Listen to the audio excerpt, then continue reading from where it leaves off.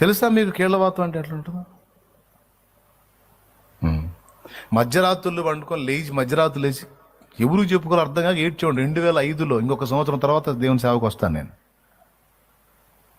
2005లో భయంకరమైన నొప్పులు, బాధ, ఆ తట్టుకోలేక, చల్లబోట ఇంకా ఎక్కువ తట్టుకోలేక కూర్చొని ఏడ్చేవాడిని.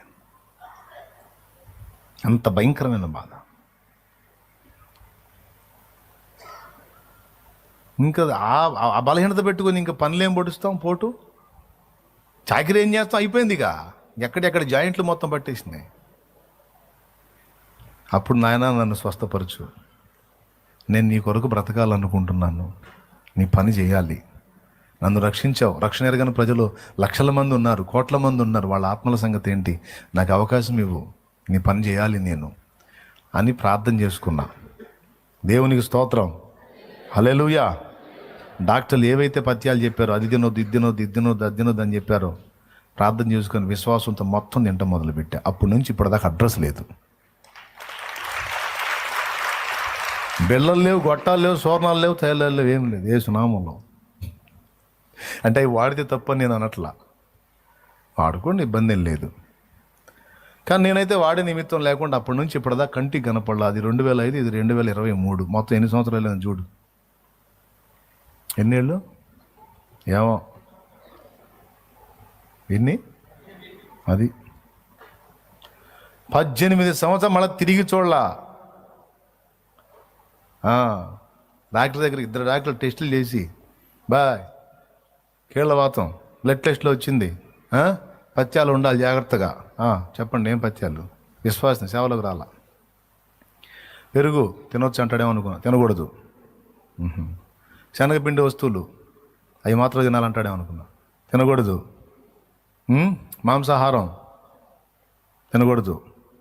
ఆకుకూరలు అయ్యన్నా తినొచ్చు అంటాడేమో అనుకున్నా, ఆకుకూరలో కూడా కొన్ని వాతం చేసే కూరలు ఉన్నాయంట,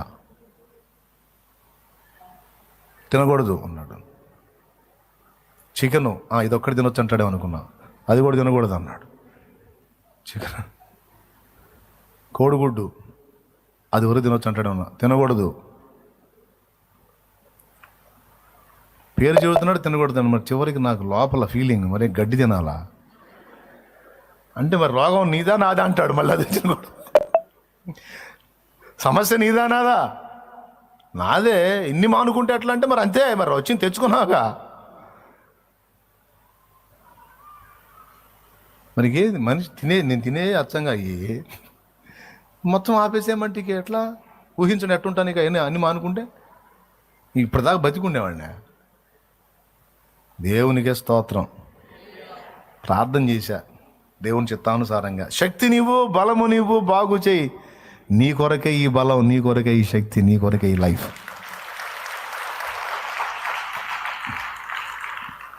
ఆశ్చర్యం. ఏ జామును ముట్టాడో తెలియదు, ఇంతవరకు అడ్రస్ లేదో. నిజం. మళ్ళీ ఇంకో పైలవాన్ వచ్చి నాకు చేసింది కూడా లేదు ప్రార్థన. ఫలానా పైలవాన్ పాస్టర్ దగ్గరికి పోయి చేసుకున్నాను, ఆ పైలవాన్ చేయబెట్టాడు, అప్పుడు పోయిందంటానికి కూడా లేదు. పైలవాన్ లేరు, పైటర్ మస్తాన్లు అంతకన్నా లేరు. దేవునికి స్తోత్రం. నాకు తెలియదు, నాకు బాగు చేయి తండ్రి, నీ కొరకు సాక్షిని అని చెప్పని ప్రార్థన చేసుకుని అలాగ అప్పగించుకున్నాను. ఏ జామును ముట్టాడో తెలియదు, ఇంతవరకు అడ్రస్ లేదు. దేవుడు దయ వల్ల అన్నీ సూపర్గా లైన్లో ఉన్నాయి.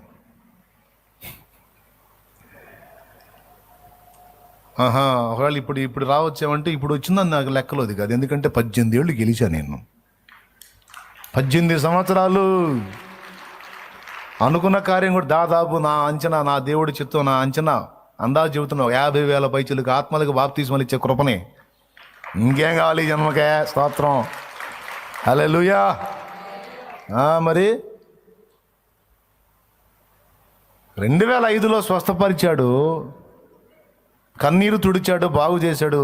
ప్రార్థనకు జవాబు వెంటనే దొరికింది. ఎలా?